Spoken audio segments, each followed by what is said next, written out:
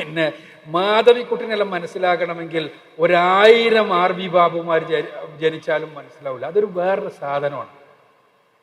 അവർ ഇസ്ലാം സ്വീകരിച്ചതിന് ശേഷം വളരെ അടുത്ത് അവരുമായി ബന്ധപ്പെട്ടിരുന്ന ഒരാളാണ് ഞാൻ. അതിനു മുമ്പ് അവരുമായിട്ടുള്ള ബന്ധം അവരുടെ പുസ്തകങ്ങളിലുള്ള ബന്ധം മാത്രമായിരുന്നു. ഇസ്ലാം സ്വീകരിച്ചതിന് ശേഷം അങ്ങനെ തന്നെ പറയട്ടെ, വളരെ അടുത്ത് പല വിഷയങ്ങളിലും അവരെന്നെ വിളിക്കാറുണ്ടായിരുന്നു, സംസാരിക്കാറുണ്ടായിരുന്നു, പോകാറുണ്ടായിരുന്നു. ഞാനും കുടുംബവും ഒന്നിച്ചു പോകാറുണ്ടായിരുന്നു. എൻ്റെ ഭാര്യ ലൈല, അവൾക്ക് ഭയങ്കര ഹരായിരുന്നു അവരായിട്ട് സംസാരിച്ചിരിക്കുക. കാരണം അവർ വേറെ ലോകമാണ്. അത് ഒരു എന്താ പറയുക, ഒരു തരം ഒരു ഭാവന എന്ന് പറഞ്ഞ ഭാവനയുടെ ഒരു തീവ്ര ഭാവമാണ് അവരിലുള്ളത്.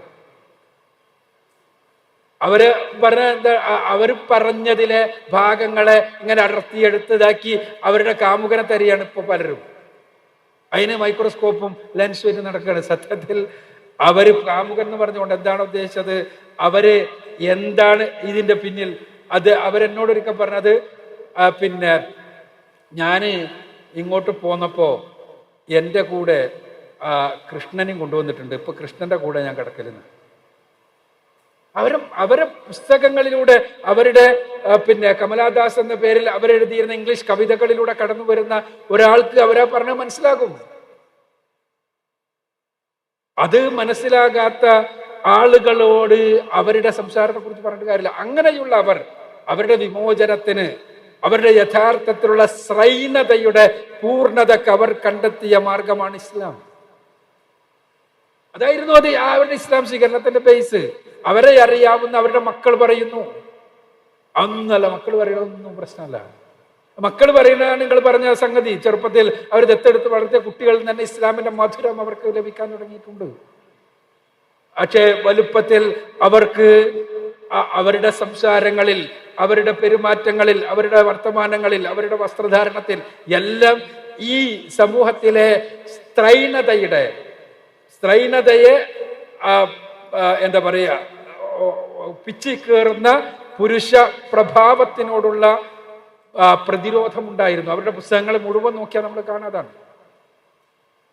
ചിലപ്പോൾ എൻ്റെ കഥ തന്നെ പുസ്തകം വായിച്ചിട്ട് ഇത് പുസ്തകമാണെന്ന് ചോദിച്ച ആളുകളുണ്ട്. ആ നിലവാരമാണ് ബാബുവിന്റെ നിലവാരം. ആ പുസ്തകത്തെ വരികൾക്കിടയിലൂടെ അല്ലെങ്കിൽ വരികളിലൂടെ വായിച്ചാൽ ഒരു വൃത്തിയിട്ട പുസ്തകമാണെന്നാ തോന്നുള്ളൂ. ഇനി ഒരു കാര്യം കൂടി ഞാൻ പറയട്ടെ. ഇന്ന് യൂറോപ്പിൽ ഇസ്ലാം വളർന്നുകൊണ്ടിരിക്കുന്നു. യൂറോപ്പിൽ വെളുത്ത തൊലിയുള്ള ആളുകൾ ഇസ്ലാം സ്വീകരിക്കുമ്പോൾ 5 പേർ മുസ്ലിങ്ങളാകുമ്പോൾ അതിൽ 4 പേരും സ്ത്രീകളാണ്. എന്താ കാര്യം? വോയിസിന്റെ പെണ്ണുങ്ങളെ, നിങ്ങളോട് കൂടിയാണ് ഞാൻ പറയുന്നത്. അതിൽ 5 പേരിൽ 4 പേരും സ്ത്രീകളാണ്. എന്താ കാര്യം? അവര് കേട്ടുകൊണ്ടിരിക്കുന്നത് ഇസ്ലാം സ്ത്രീക്കെതിരാണ്, സ്ത്രീക്കെതിരാണ്, സ്ത്രീക്കെതിരാണ്, ശ്രൈണതക്കെതിരാണ്, അടിമത്വമാണ് എന്നാണ്. അതിങ്ങനെ കേട്ടുകൊണ്ടിരിക്കുമ്പോഴാണ് അവർക്ക് ഇസ്ലാമിന്റെ ഒരു ചെറിയ വെളിച്ചം കിട്ടുന്നത്. റസൂലുള്ളാഹി സ്വല്ലല്ലാഹു അലൈഹി വസല്ലമയുടെ ഒരു വചനം കിട്ടുന്നത്, ആയിഷാ ബീവിയുടെ ഒരു ഹദീത്ത് കിട്ടുന്നത്, അതല്ലെങ്കിൽ പരിശുദ്ധ ഖുർആനിലെ ഒരു വചനം ലഭിക്കുന്നത്. അവർ അത്ഭുതപ്പെടുന്നു. അവർ ഇസ്ലാമിനെ പഠിക്കാൻ തയ്യാറാകുന്നു. അവർക്ക് മനസ്സിലാകുന്നു ഞങ്ങൾ ഇതുവരെ അനുഭവിച്ചത് ആയിരുന്നു യഥാർത്ഥത്തിലുള്ള അടിമത്വം. അതിൽ നിന്ന് അള്ളാഹുവിന്റെ അടിമത്വത്തിലേക്ക് അവർ കൂടുമാറാൻ തീരുമാനിക്കുന്നു. ഫ്രം മൈ സിസ്റ്റേഴ്സ് ലിപ്സ് എന്ന് പറഞ്ഞ ഇസ്ലാം സ്വീകരിച്ച നെയ്മാർ ബി റോബർട്ടിന്റെ ഒരു പുസ്തകമുണ്ട്. മലയാളത്തേക്ക് പരിഭാഷപ്പെടുത്തപ്പെട്ടിട്ടുണ്ട്. അത് നിങ്ങളൊന്ന് വായിച്ചു നോക്കണം. നെയ്മാർ ബി റോബർട്ട് നമ്മളുടെ യുവാക്കളെല്ലാം ത്രസിക്കുന്ന രൂപത്തിലുള്ള ഒരു ഗായികയായിരുന്നു. ആ ഗായിക ഇസ്ലാം സ്വീകരിച്ചത് ഇതേപോലെ ഒരു വചനത്തിനെ കുറിച്ച് പഠിച്ചുകൊണ്ടാണ്. അങ്ങനെ അവരെ പോലെ ഇസ്ലാം സ്വീകരിച്ച കുറെ ആളുകളെ കുറിച്ച് പറയുന്ന പുസ്തകമാണ് ഫ്രം മൈ സിസ്റ്റേഴ്സ് ലിപ്സ്. ഞാൻ സൂചിപ്പിക്കുന്നത് ഇവിടെയാണ് നമ്മുടെ ഉത്തരവാദിത്വം സ്ഥിതി ചെയ്യുന്നത്.